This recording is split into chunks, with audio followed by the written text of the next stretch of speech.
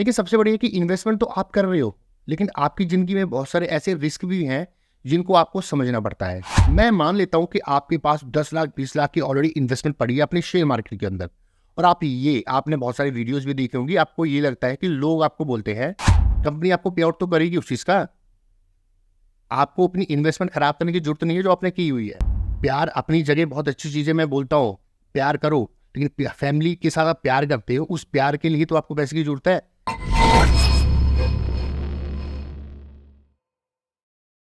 नमस्कार दोस्तों। Money matter के साथ आपका स्वागत है। मैं आपका दोस्त और आपका फाइनेंशियल गाइड। सबसे पहले तो मैं सेबी एक्सपर्ट नहीं हूँ, लेकिन मुझे थोड़ा एक्सपीरियंस है कैसे इन्वेस्टमेंट करना है, शेयर मार्केट में कैसे पैसे लगाना है। 10 साल से मैं वही कर रहा हूँ, तो दैट्स वाई मैं अपना एक्सपीरियंस इस वीडियो चैनल में शेयर करूँगा आपके साथ। तो सबसे हम बात करते हैं इन्वेस्टमेंट से पहले की 3 चीज़ों के बारे में, आपको क्या करना चाहिए ताकि आपको फाइनेंशियल क्राइसिस ना आए आपकी लाइफ में। क्योंकि आपको पता है आपका पैसा आपका है, लेकिन वो कहीं चला जाए और आपके यूज़ ना आए तो बहुत सारे फाइनेंशियल क्राइसिस आपके साथ हो सकते हैं। तो सबसे पहले हम बात करते हैं यहाँ पे 3 ऐसी चीज़ों के बारे में जो आपको इस फाइनेंशियल क्राइसिस से बचा सकते हैं। मैं पूरा 100% तो नहीं कहूँगा, लेकिन आपको बचाने की उम्मीद करूँगा कि हो सकता है कि वो आपको बचा ले। तो सबसे पहले आपका पैसा जो है वो आपका नहीं है, आपका खून पसीना है, आपका हार्ड वर्क है, और सबसे ज़रूरी बात है कि ये आपकी फैमिली की उम्मीद है। बहुत सारी फैमिली मेम्बर जो है आपके इस पैसे पे डिपेंड करते हैं। आपको, अगर आपके पास वो पैसा है, आपके पास पैसा नहीं है तो वो एक अलग सिनेरियो है, लेकिन आपके पास कोई अपने इन्वेस्टमेंट प्लान है अपने आपके फ्यूचर सिक्योर करने के लिए जो आपने अपने लिए किए हुए हैं, अगर उनको बचाना है तो इस चीज़ के लिए हमें 3 चीज़ों के बारे में ध्यान रखना होगा। तो सबसे पहले हम बात करेंगे इन्वेस्टमेंट प्लानिंग के बारे में। इसमें वो एक्चुअली ज़रूरी क्यों है इन्वेस्टमेंट प्लानिंग। लोग सबसे पहले ये गलतियाँ करते हैं कि वो इन्वेस्टमेंट प्लानिंग से पहले ये सोचते नहीं है कि उन्हें इन्वेस्टमेंट करनी चाहिए या नहीं करनी चाहिए।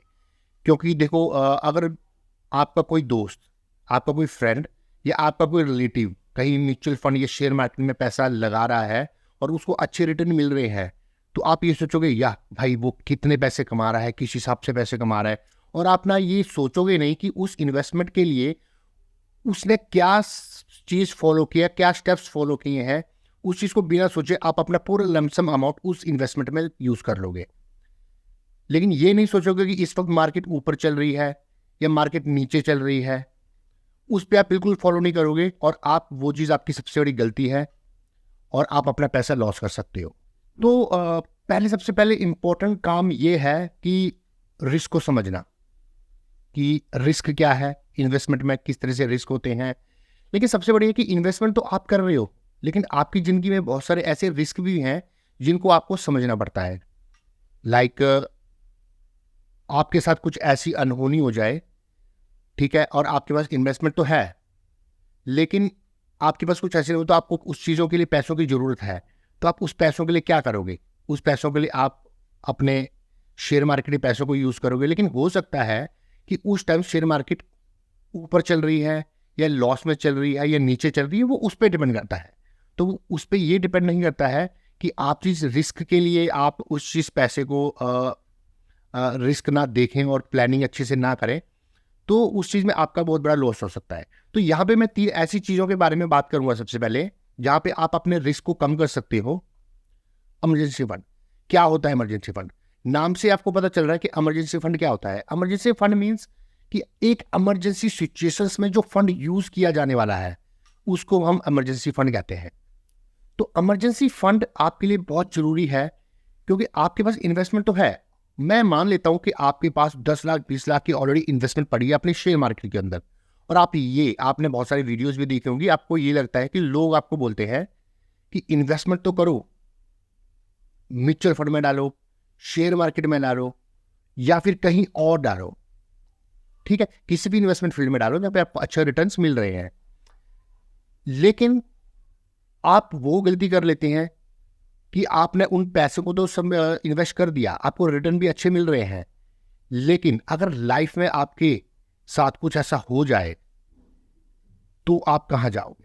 तो इमरजेंसी फंड जो है वो आपकी इन चीज़ों को रोकता है। लाइक अभी आप जॉब कर रहे हो और आप साथ में इन्वेस्टमेंट कर रहे हो, और जॉब में आपकी जॉब चले जाए और आप उस जॉब को ढूंढने के लिए आपको 6 महीने, 1 महीना, 2 महीना, 3 महीने या कुछ मेडिकल ऑफेंस आ जाए, उसके लिए आपको थोड़ा टाइम लग रहा है, तो उसके लिए आप इमरजेंसी फंड का यूज कर लोगे।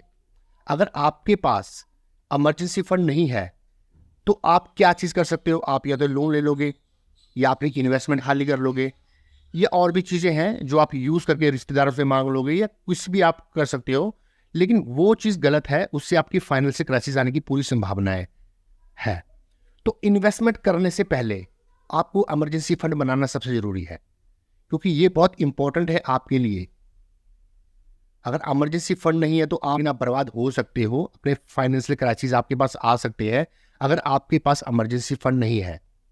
तो आपको इमरजेंसी बनाना क्या है? सबसे पहले आपको इन्वेस्टमेंट देखनी है ना। अगर आप सोच रहे हो कि आपको शेयर मार्केट में पैसा लगाना है, या आपको म्यूचुअल फंड में पैसे लगाना है, या आपको कहीं और बॉन्ड्स में पैसे लगाना है, कहीं भी आपको पैसे लगाना है, तो सबसे पहले ये चीज इमरजेंसी फंड आपको बनाना ही पड़ेगा। इमरजेंसी फंड बनाना कैसे है, इसकी भी बात कर लेते हैं।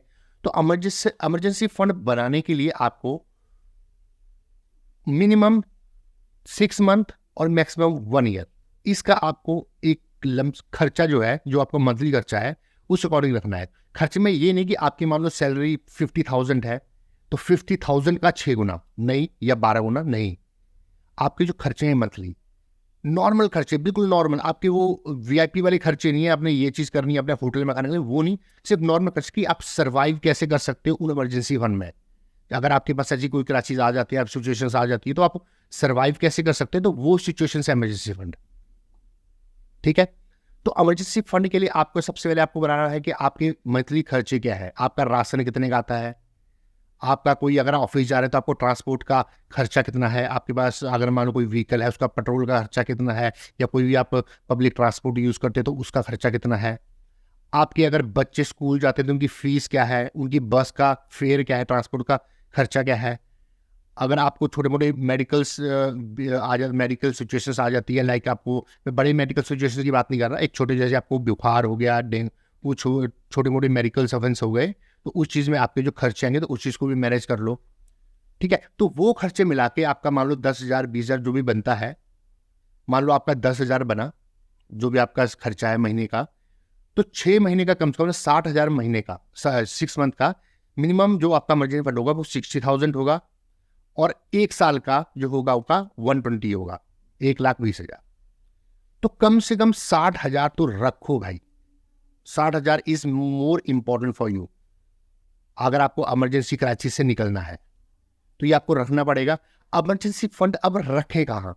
आप सोचते हो कि आपको शेयर मार्केट में डालना, कहीं नहीं डालना। इमरजेंसी फंड देखो, दो चीजें होती है, 10 से 20,000 आपके अपने अकाउंट में रखो, लाइक लिक्विडिटी फॉर्म में, कि एकदम से जरूरत पड़ जाए उसके लिए। बाकी के आपको जो 40,000 है या और भी ज्यादा कुछ है आपके पास, वो आपकी आपकी सिचुएशन पे डिपेंड करता है, तो उसके लिए आप एफडी करा सकते हो, जहां पे आपको रिटर्न भी मिल रहे हैं थोड़े थोड़े। क्योंकि देखो, बैंक में रखने से ना पैसा कम हो रहा है आपका, जा नहीं रहा है। कि इमरजेंसी फंड में मैं ये आपको सलाह दूंगा कि आप हाई रिटर्न्स में जाओ या कुछ करो, आप अपने थोड़ी सी फॉर्म में उस चीज़ को लिक्विडिटी फंड में रखो, और थोड़ी सी फॉर्म में उसे एफडी में करा दो। लेकिन जब आपको सिचुएशंस आ जाए इमरजेंसी फंड की, तो आप एफडी को तोड़ा सकते हो, और वो इमरजेंसी फंड आपके लिए एक ठीक चीज होगी। मतलब इमरजेंसी फंड में तोड़ा के आप क्या करोगे कि वो चीज निकाल के आप इमरजेंसी के लिए उस चीज को यूज कर सकते हो, तो उसलिए ही इमरजेंसी फंड बना होता है। तो दूसरी चीज है आपके लिए हेल्थ इंश्योरेंस।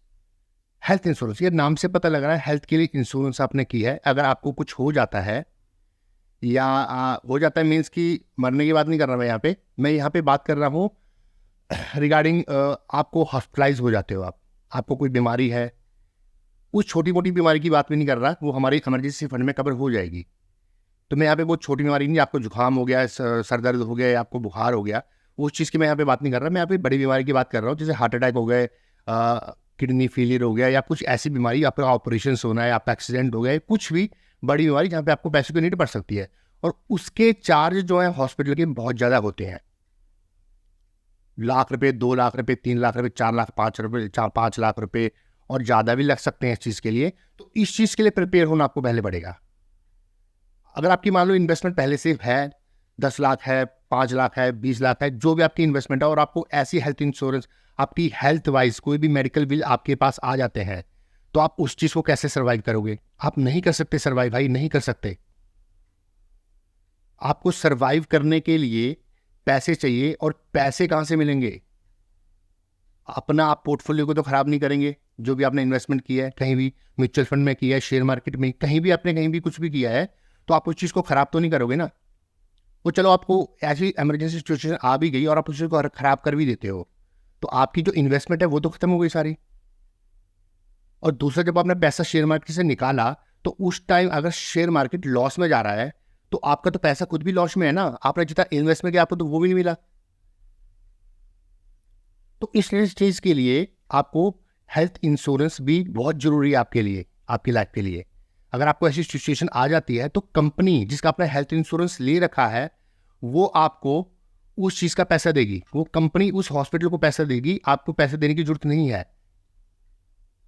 लेकिन आपने पैसा मान लो दे भी दिया आपने इमरजेंसी फंड से, कहीं से पैसे दे दिए, तो आप उसको रिवर्स करवा सकते हो।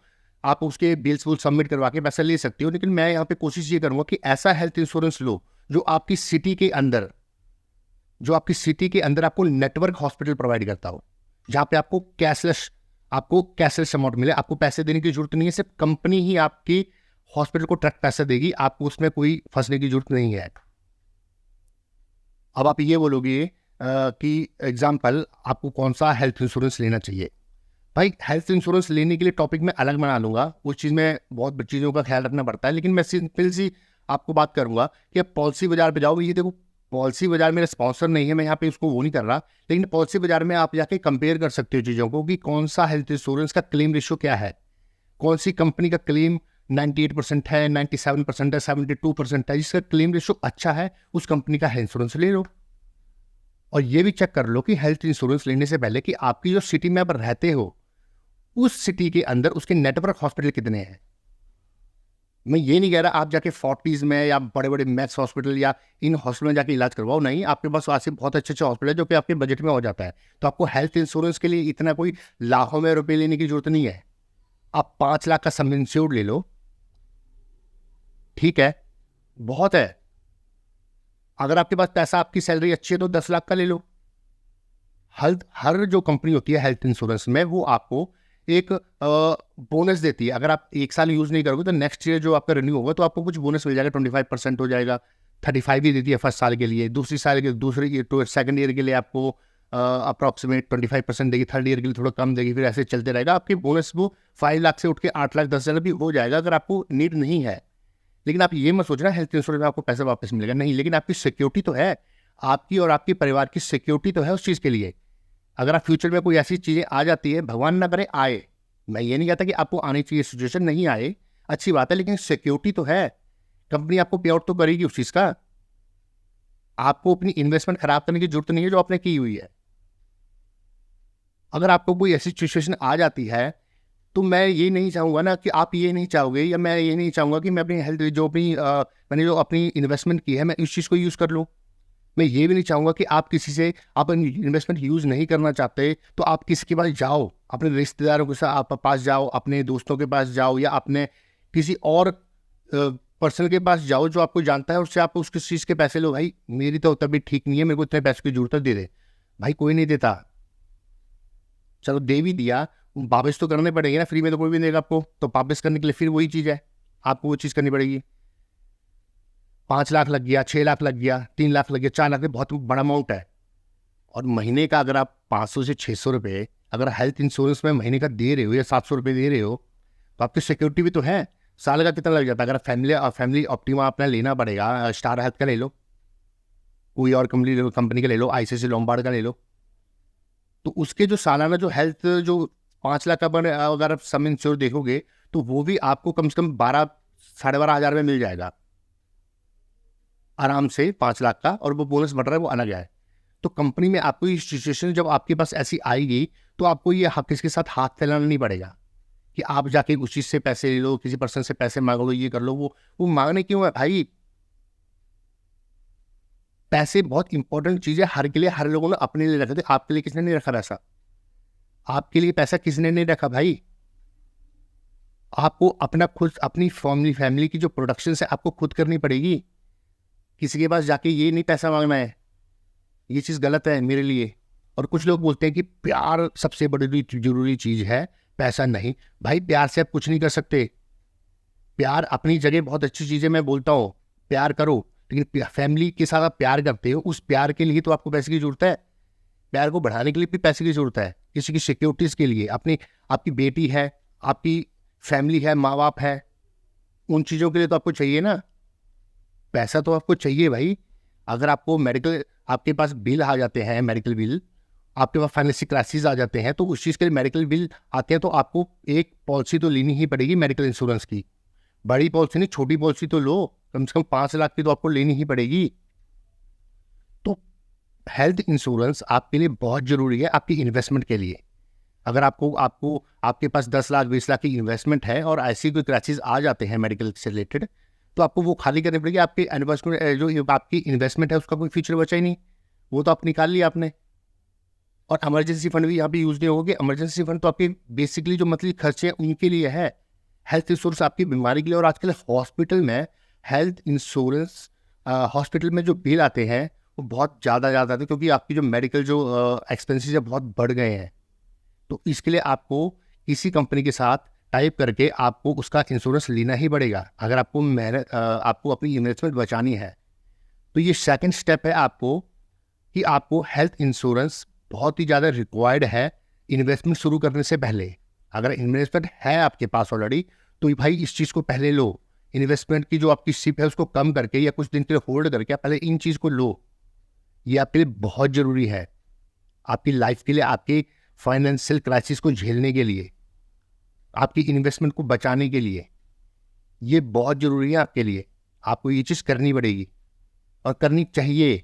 अब तीसरी चीज़ के बारे में बात करता हूँ मैं, टर्म इंश्योरेंस। टर्म इंश्योरेंस क्या है? टर्म इंश्योरेंस यार बहुत सस्ता सा मिलता है टर्म इंश्योरेंस में। मैं इस चीज़ की LIC की बात नहीं कर रहा भाई।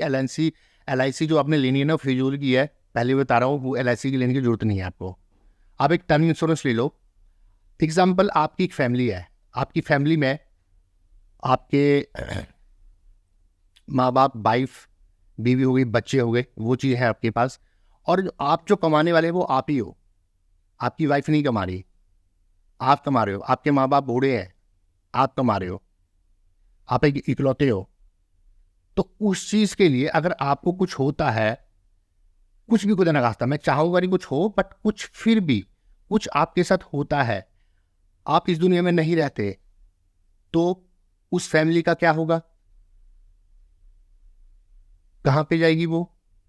ये मत सोचो फैमिली आपकी है, आपको कुछ होता है तो ये सोचो मैं तो चला जाऊंगा भाई, उसके बाद देख ले फैमिली क्या कर रही है। नहीं, आपकी फैमिली, आपके बच्चे हैं, वो कैसे सर्वाइव करेंगे इस चीज़ के लिए? उनको जॉब करनी पड़ेगी। वो जॉब तो देखो करनी है उनको, वो अलग बात है, लेकिन एकदम से जब क्राइसिस आते हैं ना, तो एकदम से रास्ता नहीं मिलता कहाँ जाए, कैसी चीज़ों को, उनकी पढ़ाई है कैसे, उनके जो टर्म इंश्योरेंस है वो आपके लिए एक बहुत बढ़िया और इम्पोर्टेंट चीज़ है जो आपको लेनी ही चाहिए, जो कि आपकी फैमिली को प्रोटेक्ट करेगी।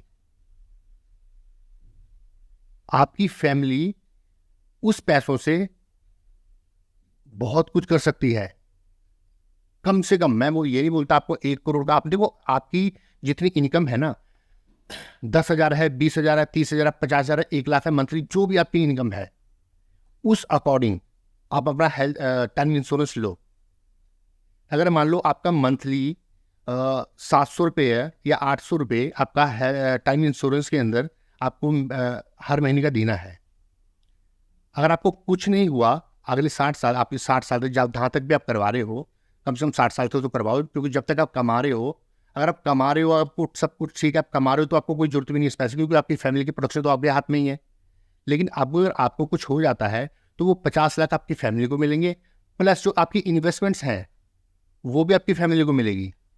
तो वो वहाँ पे सर्वाइव कर सकती हैं। जॉब तो नहीं करनी है, वो अपना कुछ छोटा सा बिजनेस यूज़ कर सकते हैं, अपने आप को हैंडल अपने सर्वाइव कर सकते हैं। कि आपकी जो टर्म इंश्योरेंस है वो आपसे, कंपनी आपको पैसा देगी आपकी फैमिली को, तो उस पैसे से वो अपने आप को बिजनेस सेट कर सकती हैं, या वो जॉब भी करेंगी तो, लेकिन पैसा तो उनके अकाउंट में पड़ा है ना, पैसा तो वो यूज़ कर सकती है ना उस चीज़ को।